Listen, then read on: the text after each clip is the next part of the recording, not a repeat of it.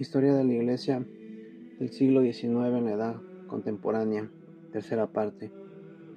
Internacional de Trabajadores. Estos sindicatos se logran unir de manera internacional por el bien de la clase trabajadora. Mientras tanto, ¿qué sucedía en América? También los aires del liberalismo llegaron hasta América, que sería libre, librarse de todos los conquistadores. La Iglesia contaba con 41 diócesis y dirigía 23 universidades. El pueblo era sinceramente católico. El malestar contra la colonización española había cundido y era manifiesto. En 1808 estalló. En 1810, el cura Hidalgo inició la independencia de la Nueva España. Fusilado en 1811, el cura Morelos siguió el movimiento de la emancipación, conquistando importantes regiones y trabajando en el plan de la regeneración social, hasta que sufrió igual pena en 1815. El clero quedó dividido a favor o en contra de las insurgencias. Del clero diocesano, 91 miembros, el 2.1% del total, y el 37 del clero regular, el 1.0%, tomaron las armas para secundar a los padres Hidalgo y Morelos. La independencia de México fue lograda totalmente en 1821. El arzobispo de Caracas, Cole y Prat, reconoció la independencia de su país en 1810 y Caracas la consumó en 1821. El de Quito la apoyó, no así el de La Paz. Buenos Aires desconoció al virrey Hidalgo de Cisneros. Colombia la consiguió gracias a Bolívar y a San Martín en 1818. Perú en 1824, merced a Bolívar y Sucre. En otras partes la Iglesia sufrió diversas crisis. En Colombia, el gobierno de Hilario López expulsó a los jesuitas y proclamó la enseñanza laica obligatoria en México. Gómez Farías dictó similares medidas en 1833 y fueron revocadas en breve. La Constitución de 1857 quitó el fuero religioso, prohibió los votos, negó a la Iglesia la capacidad de adquirir bienes y otorgó al gobierno la facultad de intervenir en el culto y disciplina eclesiástica. Las leyes de la Reforma nacionalizaron los bienes de la Iglesia y suprimieron las órdenes religiosas y establecieron la libertad de cultos. Análogos hechos ocurrieron en Guatemala en 1879, Honduras en 1880, El Salvador en 1894, Colombia en 1845. Venezuela, Ecuador en 1877, Argentina con el dictador Rosas, en Brasil con Dom Pedro Emperador en 1822 a 1831 y su hijo Pedro II de 1831 a 1889. Ambos mantuvieron los usos regalistas. La Constitución de 1891 estableció la libertad de cultos. Del 28 de mayo al 9 de julio de 1899, el Papa León XIII dirigió en Roma un concilio latinoamericano unificado la labor pastoral. Constó de 1900 conclusiones, asistieron 15 arzobispos y 38 obispos. A fines del siglo, de 61 millones de latinoamericanos, 58 millones profesaban la religión católica, el 95%, y en América del Norte. En 1829 alcanzaron los católicos la igualdad del derecho cívico en Canadá. En Estados Unidos, la Constitución de 1789 había determinado la separación de la Iglesia y del Estado. El número de católicos, como en Canadá, creció con la llegada de irlandeses, alemanes, italianos, polacos, mexicanos. Con todo, el odio religioso europeo resonaba a veces en la antigua colonia inglesa y se reducían esporádicos ataques a los católicos. Si bien en 1807 había 150,000 católicos en Estados Unidos, en 1890 llegaban casi 10 millones. El episcopado organizó 3 concilios nacionales en 1852 y 1866 y 1884. Al contrario de casi todo el mundo, la separación de la Iglesia y del Estado era efectiva. Los católicos aprovecharon para construir sus iglesias, obras benéficas y escuelas. Volvamos al continente europeo. Francia.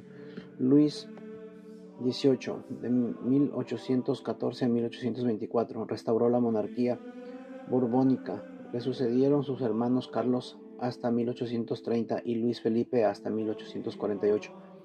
Francia era una mezcla de anticlericalismo y de reacción católica. Luis Felipe procuró tener relaciones cordiales con la Iglesia.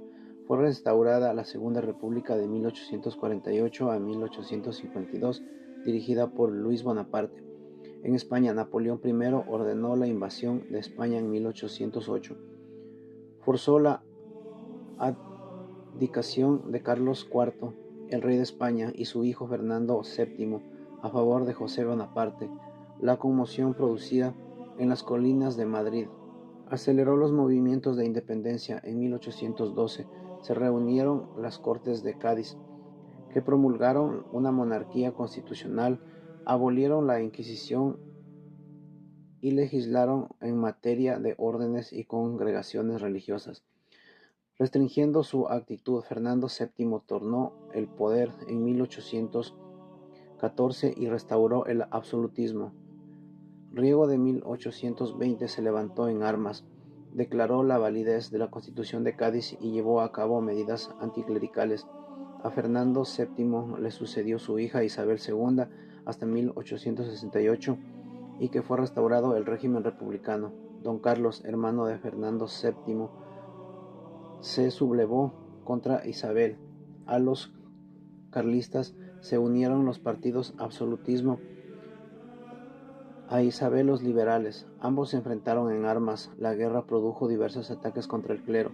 Mendizábal decretó en 1836 la desamortización de bienes eclesiásticos.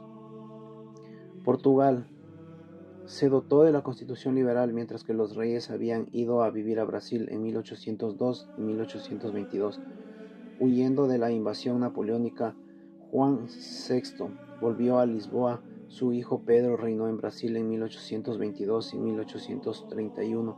Al morir Juan VI, los absolutistas aportaron por el hijo de don Pedro llamado Miguel y los liberales eligieron a la hija de don Pedro, María.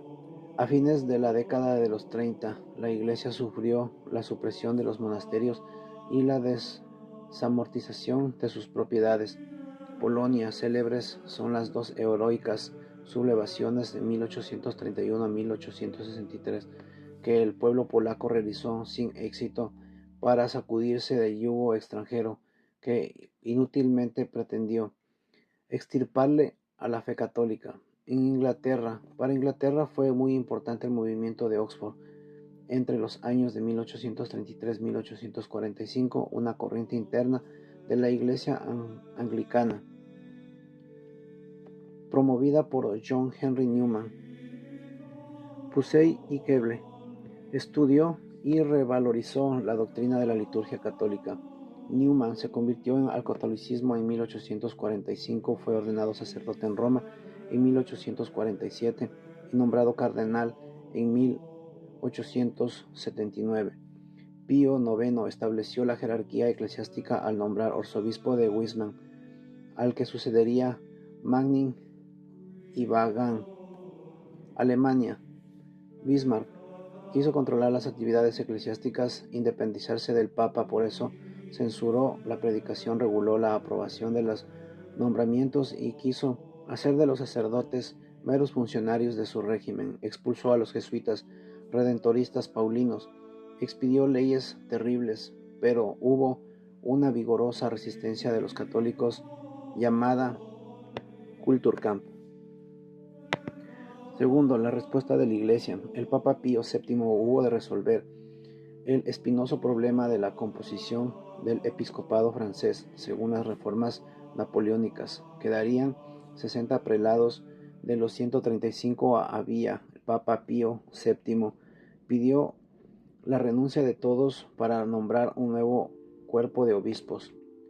Se opusieron 38, pues creían conforme al derecho su nombramiento anterior. La solución de este problema quedó temporalmente suspendida.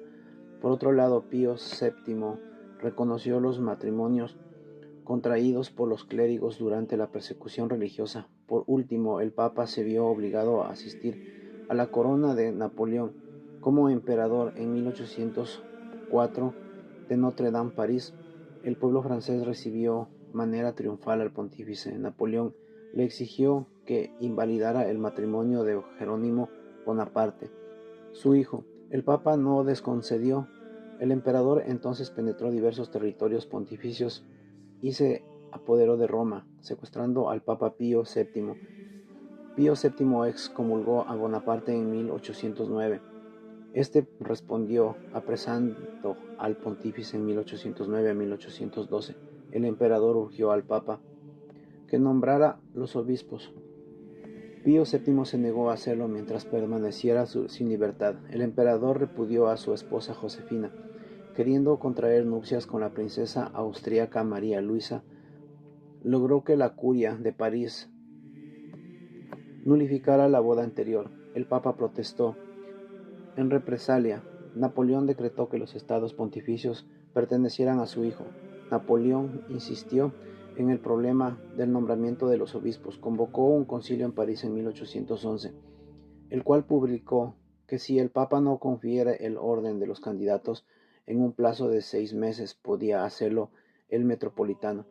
Los obispos afirmaron su adhesión al Papa, pero no consiguieron descontentar al emperador y aceptaron ir a convencer a Pío VII. Este, sin embargo, no cedió. Napoleón lo hizo trasladar a Fontainebleau en junio de 1812 a la fuerza y contra su voluntad. El Papa hizo algunas concesiones, concordatos de Fontainebleau, de las que muy pronto se retractó. Los desastres militares obligaron a Napoleón a permitir que el Papa volviera a Roma, en donde encontró triunfalmente el 24 de mayo de 1804. Santos y congregaciones en este siglo XIX. Entre las congregaciones sobresalen Pío VII, restaura la Compañía de Jesús en 1814. Santa Magdalena Sofía Barat, funda las religiosas del Sagrado Corazón. San Marcelino Champagnat, funda a los hermanos maristas. La Sociedad de las Hijas del Corazón de María, creada por el padre Clorievere y Adelaide de Cise. Las Conferencias de San Vicente de Paúl, por Federico Osamán. San Juan Don Bosco fundó la Congregación de los Salesianos en 1861 para la educación de la juventud en 1876 y la Congregación de las Hijas de María Auxiliadora. Lauteri fundó a los Oblatos de la Virgen María en 1815. Massenod a los Oblatos de María Inmaculada en 1816. San Antonio María Claret a los claretianos en 1849. Hacker a los paulistas en 1858. Comboni a los combonianos en 1867. Hansen a la Sociedad del Verbo Divino en 1875.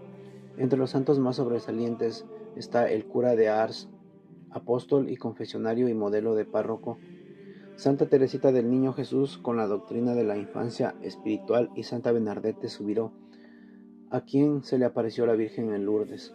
En este siglo fue difícil de continuar las misiones. En este siglo cobraron un auge importante las misiones, pero también hubo sus dificultades. En la India, los ingleses sofocaban la predicación católica. En China, el avance de las conversiones fue lentísimo. En Corea resultó constante las persecuciones del cristianismo. Turquía publicó un edicto de tolerancia en 1856, pero en 1860 fueron muertos cristianos en Líbano y Siria. En El Cairo y Beirut, los jesuitas pidieron establecer colegios. Japón proclamó la libertad de cultos. En 1884 y 1890, León XIII erigió la diócesis de Tokio. En Australia funcionó la diócesis de Sydney desde 1848. En África fue predicado el Evangelio principalmente en Argelia, Marruecos, Sudán y Sierra Leona. Labor de algunos papas del siglo XIX. León XII, de 1823 a 1829, la Iglesia con más derecho que nunca en esta época de restauración del Congreso de Viena, se reafirma en las monarquías, puso vallas a las sociedades secretas, al galicalismo y al liberalismo. Lágrimas de sangre derramó ante la sangrienta persecución religiosa de la Inglaterra desencadenó contra la católica Irlanda, que luego los bochornosas torturas fue anexada a Inglaterra. En este tiempo surge el gran profeta Lamenias, que quiso instaurar una forma de liberalismo cristiano y católico. Se convirtió al catolicismo para profesar primeramente el ultramontanismo sospechoso y después un liberalismo que desarrolló en el diario Le Avenir, por él fundado, que en la lucha por la libertad de la Iglesia, la libertad de la enseñanza, prensa, asociación, sufragio y por el principio de la descentralización. Lamennais justifica la idea del progreso histórico de la providencia divina y dirige la historia hacia los fines que sólo ella conoce. Para Lamenias, el progreso de la historia se realiza por una mayor adquisición de bondad moral y de acercamiento hacia Dios a través del bien de la virtud, sino por la adquisición de grados de mayor libertad, ya que la hace que los pueblos crezcan en mayoría de edad. El Papa Gregorio XVI, con el documento Mirari Vos, condena los errores del liberalismo y contiene a Lamenias. Luego saldrá de la Iglesia como un nuevo Tertuliano. Desde entonces, todo el siglo XIX conoció dentro del seno de la Iglesia una lucha tremenda entre liberales y no liberales. Gregorio XVI decididamente era antiliberal. Se asustó ante todo lo que se le venía encima. Vigiló la doctrina, reformó órdenes religiosas y negoció con los estados. Pío IX y la exaltación del papado. Gobernó la Iglesia desde 1846-1876. Por tanto, su pontificado ha sido hasta ahora el más largo de la Iglesia después de San Pedro. Al inicio mostró talante liberal de las reformas que hizo. Fue entonces cuando nació el mito de Pío IX, considerado el papa promotor del movimiento unitario, destinado a expulsar a los austriacos, a renovar la nación. Incluso los partidos revolucionarios se asociaron a este clima generalizado y contribuyeron a alimentar la forma exagerada de los deseos de las masas, porque Pío IX suscitó el movimiento de esperanza en la conciliación entre el papado y las aspiraciones nacionales. Es más, se corría la voz de este papa quería reconciliar el cristianismo y la libertad, con la cual se manifestaba una abierta hostilidad hacia Gregorio XVI, que había desilusionado por completo a los autores de las libertades modernas. Sin embargo, el Papa Pío IX nunca se apropió del sistema liberal de los güelfos, pues no era conciliable con su misión espiritual universal. Por eso, al ver los acontecimientos del liberalismo, quiso derribar incluso el papado, como lo logró efímeramente en el año 1848 y más tarde en 1870 con la pérdida de los estados pontificios. En su alocución del 29 de abril de 1848, Pío IX declaró que no podía, como padre de todos los fieles, participar en una guerra contra el pueblo católico como era el austriaco. Fue en ese año de 1848, al estallar en Roma los primeros tumultos, cuando el Papa, disfrazado de simple cura, huyó a Gaeta, bajo la protección de los Borbones. En Roma se proclamó la república, que tuvo vida en breve. Franceses, austriacos, borbones la reconquistaron y devolvieron al Papa sus estados pontificios. ¿Cuánto tiempo durarían estos estados pontificios? Los autores de la unificación de Italia querían anexionarse a los estados pontificios para hacer de Roma la nueva capital de la nación. La guerra franco-prusiana de 1870 y la caída de Napoleón III permitió al gobernador italiano bajo el rey Víctor Manuel II, con un militar de hombres armados, atacar a Roma por la Puerta Pía, incautar la ciudad y los edificios papales. El 20 de septiembre de 1870, el puñado de soldados pontificios bajó la guardia por el orden de Pío IX. La batalla duró 5 horas, con 51 muertos, 19 soldados pontificios y 32 italianos. Un plebiscito determinó la incorporación de la ciudad del Reino de Italia. El Papa no reconoció este derecho y se declaró prisionero en el Vaticano, rehuyendo cualquier contacto con el nuevo Reino de Italia. Y vivió en una condición de aislamiento. Comenzó también a imprimir a la Iglesia una fuerte espiritualidad. En efecto, creo que la jerarquía eclesiástica en Inglaterra en 1850, en Holanda en 1853, proclamó el dogma de la Inmaculada Concepción, 1854, y canonizó a los primeros mártires japoneses en 1862. Dio fuerte y decidió el apoyo de Juan Bosco. Había terminado el poder temporal de los papas. Fue un golpe de gracia dado por la divina providencia, pues así la Iglesia se desprendía del poder temporal, que en nada le favorecía. Con la pérdida del poder temporal y de la soberanía territorial, las iniciativas del Papa y sobre todo del Magisterio tuvieron el valor cada vez más independiente y espiritual. Documentos famosos del Papa Pío IX son estos. Escribió el Ineffabilis Deus, donde proclama el dogma de la Inmaculada Concepción de María el 8 de diciembre de 1854. Escribió la encíclica Quanta Cura el 8 de diciembre de 1864 y su anexo del Syllabus o catálogo de 80 proporciones, donde condena los errores del mundo moderno, liberal, panteísmo, naturalismo, racionalismo, absurdo, indiferentismo, socialismo, comunismo, sociedades secretas y liberalismo. Es el documento más discutido de Pío IX, pues condenaba a la liberación del culto y de la conciencia, entendidas como una consecuencia de autonomía absoluta del hombre, libre de toda ley superior y de indiferentismo. Es importante también saber que un tercio de episcopado consultado de 1962 se declaró contrario a la condenación de los errores modernos tal como había sido formulada, esencialmente porque era poco clara e inoportuna, posible fuente de equívocos y de interminables discusiones, como de hecho ocurrió. Los efectos tanto del Syllabus como de la encíclica Quanta Cura no fueron positivos en un conjunto. La encíclica desilusionó a muchos, ya que no estaba a nivel de otros actos del magisterio pontificio, que los historiadores consideraban como auténticas obras maestras. Convocó al Concilio del Vaticano I en 1869 y 1870, donde asistieron unos 740 obispos, 50 eran orientales.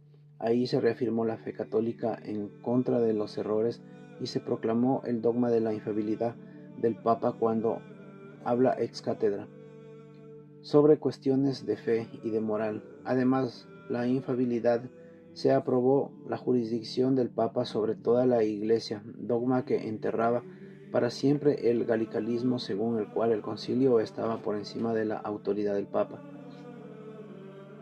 Urgía en este concilio muchas causas de secularismo, siempre creciente, la difusión del sistema filosófico en neto contraste con la fe católica, por el persistente jurisdicalismo de muchos estados, difundió a menudo con el nombre de la separación de la Iglesia de Estado, por el final de hecho de la cristiandad, por el duro ataque que los religiosos por la proclamación de la libertad de conciencia y de la igualdad de todos los cultos ante la ley, en abierto contraste con las afirmaciones solemnes de muchos concordatos que reconocían al catolicismo como una única religión del Estado, atribuyéndole implícitamente privilegios especiales.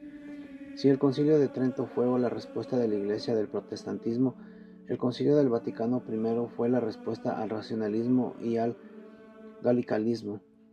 Pero los acontecimientos políticos impidieron continuar los trabajos del Concilio y el Vaticano I se limitó a examinar las relaciones entre fe y razón y la naturaleza de la Iglesia. Y sobre este tema surgió inmediatamente la cuestión del primado del Papa. Fueron dos constituciones y dio al mundo a este concilio, Dei Filius y el pastor Artemius. El significado teológico e histórico del Vaticano I estriba en que acrecentó la autoridad del papado en la Iglesia, lo cual permitió afrontar eficazmente situaciones particularmente difíciles en los años posteriores.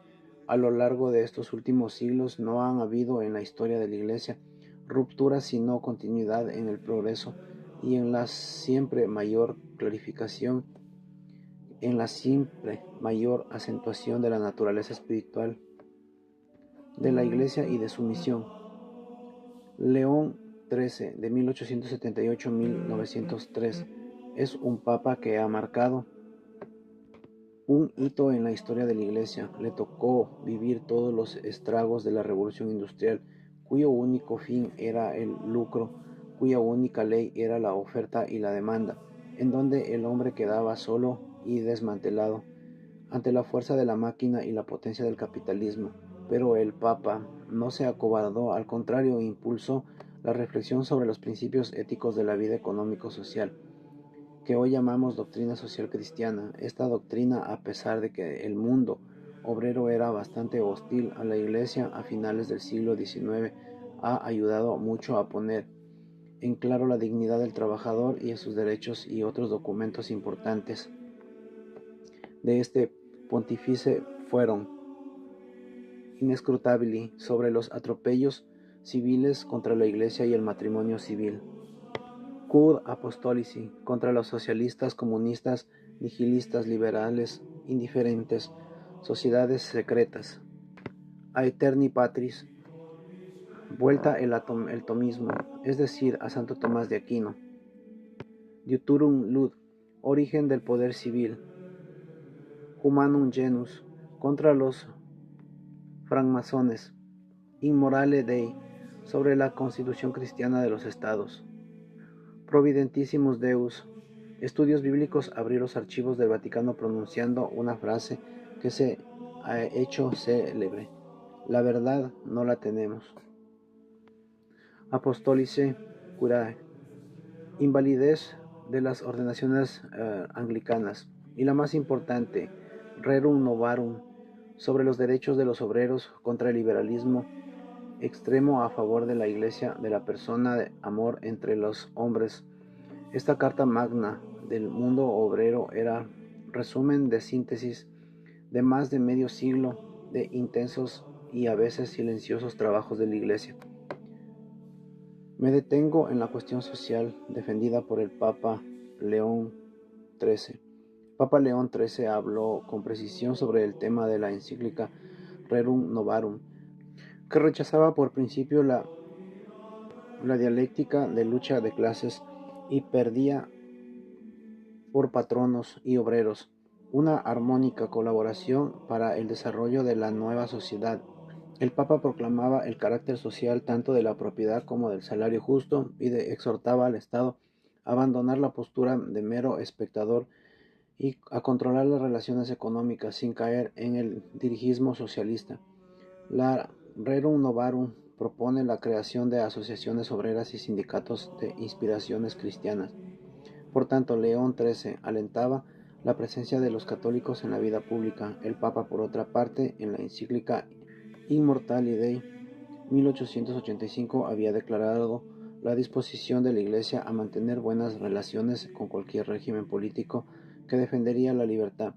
El magisterio desarrollado por León XIII a través de sus grandes encíclicas había sido de extraordinaria importancia, pero la presencia activa de los católicos en la vida político-social tenía también sus riesgos. En el interior de la Iglesia se incubaba además una crisis doctrinal que no tardaría en declararse abiertamente, como veremos en el siglo XX. En conclusión, el gran siglo de todos los sentidos, León XIII abrió los brazos a los nuevos tiempos.